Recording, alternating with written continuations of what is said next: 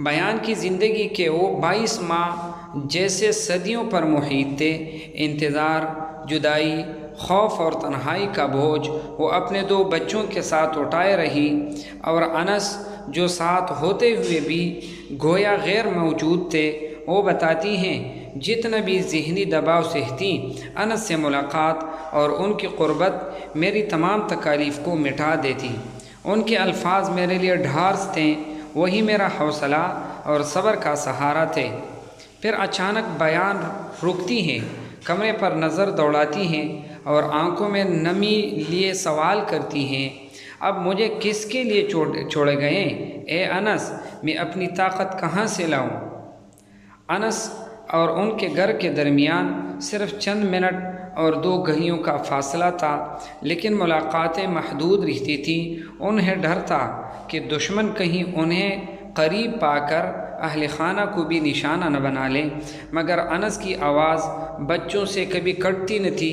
بیان کہتی ہیں، میرے دل پر قہر سا گزرتا جب بھی ان سے پوچھتی کہ کب وہ دن آئے گا جب ہم سب ایک ہی چھت تلے بغیر کسی خطرے یا چھپنے کے سکون سے جی سکیں گے۔ بہت سو کو شاید مکمل انسان کہنا مبالغہ لگے، مگر بیان کے لیے یہ الفاظ بھی انس کی سیرت کے مقابلے میں کم ہیں۔ وہ پر یقین لہجے میں کہتی ہیں، انس مثالی شوہر تھے، مثالی بیٹے اور مثالی باپ، خدا کی قسم ان جیسا ہم دوبارہ نہیں پائیں گے۔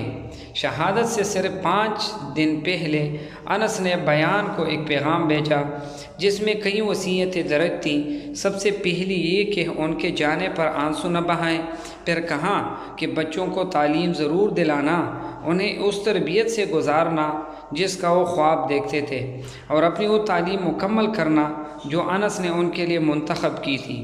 اپنی ماں کا خاص خیال رکھنے کی بھی تلقین کی، اور آخر میں لکھا، بیان میرا پچھلے دنوں کے گھر میں عدمی موجودگی ثابت کر چکی ہے کہ تم مضبوط اور باصلاحیت ہو، میں تم پر بھروسہ کرتا ہوں۔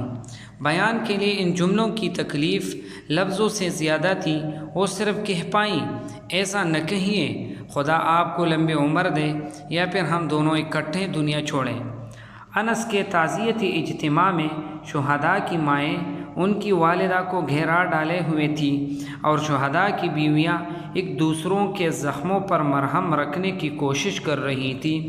ہر ایک اپنی کہانی سناتی اور دوسروں کے دکھ کو ہلکا کرتی، لیکن انس کی کہانی میں سب کے لیے تسلی کا پیغام تھا۔ کوئی بڑھ کر بیان سے کہتا، سر اٹھا کر جیوں، تمہارا شوہر فخر ہے، اس نے بہت محنت کی اور اب اسے آرام نصیب ہوا ہے۔